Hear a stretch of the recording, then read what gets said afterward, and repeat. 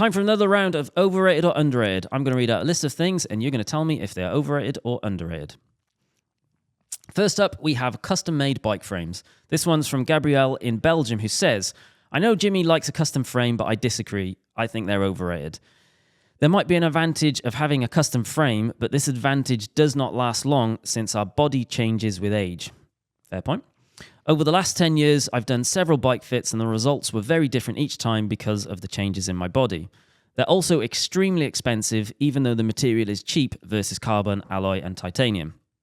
I believe that if a cyclist chooses the correct size, then any bike can be adapted to their body with a stem swap or by adding and removing spacers, and this cost is tiny in proportion of a customized frame.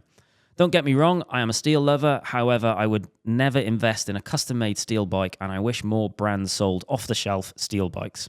P.S. I have a Fairlight that I love. Fairlight offers 2 different geometries for each size, and this is far sufficient, I believe, to accommodate any cyclist. It is sufficient for cyclists, any cyclist.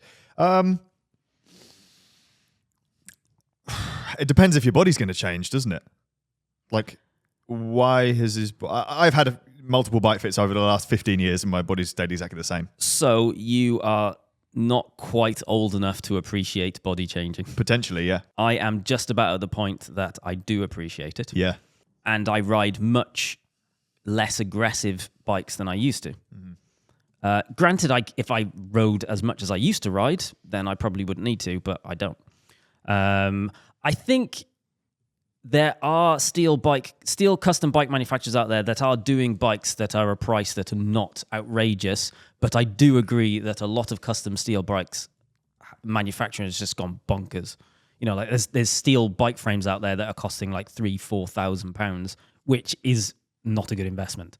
But there are still bike manufacturers out there that are doing custom bikes for £1,500, £2,000, £2,500, which is obviously still a lot of money, but it's a very custom piece. You can also buy a custom bike that has a geometry that gives you options going forward as well. Might I point out that a lot of people are prepared to spend £10,000 on the latest S-Works or even more money, and most custom bikes are cheaper than that.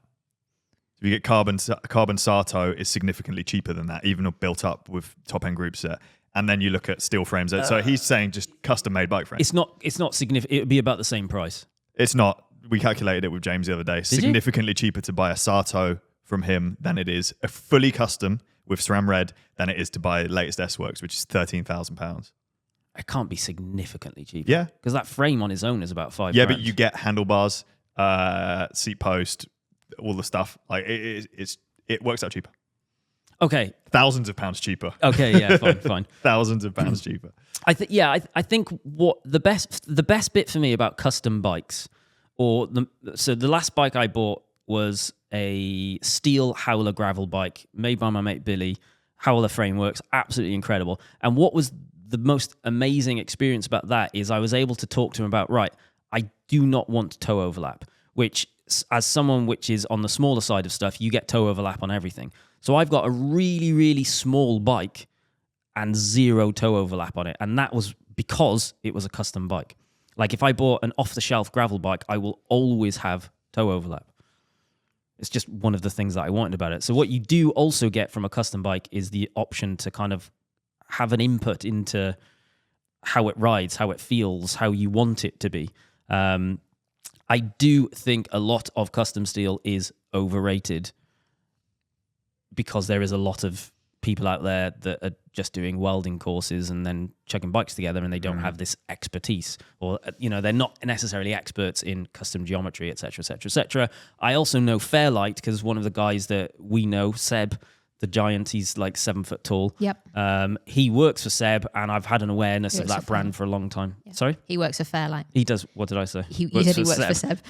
I guess he does that as well. I guess what you're not advocating for is everyone needs to get a custom bike. No, or that's what absolutely everyone not. should aim for. Yeah. It's a luxury, not a necessity. Absolutely, yeah. Fairlight are a really good brand, like he's saying, because they do lots of size options through their runs. And a lot of, they used to do a lot of like pre-order, which takes a lot of pressure on them to have to hold loads and loads of stock, meaning that they can explore more sizing options rather than have to just stock small, medium, large, extra large.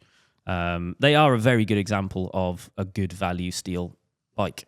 I don't actually know what the price point is. I don't think it's astronomical. I think custom steel has got a bit ridiculous. James is a big fan of Fairlight as well. Purely the custom option, sizing options. There are a lot of custom steel bike makers out there that are doing it for figures that aren't bonkers. Depends how long you value a bike for as well. I think if I had a bike for 10 years, I might get bored of it and want a new one by then anyway. So having the right size for 10-ish years is a good thing. It might be worth the cost. That's all I'm saying. I think what I've always done is just changed my bike. So my original Moss bike, which I've had for more than 10 years now, it's had probably 3 different group sets. It's had 2 different colorways. It doesn't have to be the same. And because it's steel, actually, it's really easy to get it. You can just get it shot blast and powder coated if you wanted to. You could get it, change the color of it. Visually changing it. Yeah. Also, if you have a really good starting point and your body might have changed a little bit over the course of 10 or 15 years, you can still add spaces and adjust seat post height and that kind of thing. It's probably still very close. I reckon what Gabriel's doing is the custom steel bike manufacturers he's looking at are doing £3,500 frame sets. And I agree that is probably too much money for a steel bike. Next, we have Shackets. Suggested by Jake, who says he's noticed Jimmy and Francis are serial shacket wearers and says he recently had to explain to an American client what a shacket was. What's a shacket? Before this, I had to explain to you what a shacket. A shacket is a shirt jacket. So it's like a light jacket that looks like a shirt. It's slightly thicker than a shirt, but slightly thinner than a jacket. How I know this is a shacket is that I'm wearing a jumper underneath it. Yeah. Which means it must be a shacket. Well, I haven't got one of them. You wear your jacket as a shacket. I wear my jacket as a jacket. Jimmy's king of the shackets, I would say. King. Do you know what? How this started though? It's because at the start of the year or the end of last year, it was incredibly cold in this studio, and we started wearing our actual big coats indoors. And then people commented, "Why are you wearing your big coats indoors?" So we all. I'm still wearing my big coat indoors. Yeah, it's just on I'm wearing it like a nice cozy blanket. So both of you invested in some different clothing, one of which was shackets, I think. Shacket. It's an indoor item. Oh, wait, do we have to rate it? Yes. This is overrated. Shackets, are they overrated or underrated? Overrated. I'm definitely overrated. I'm not buying one of them. Last one, CBD.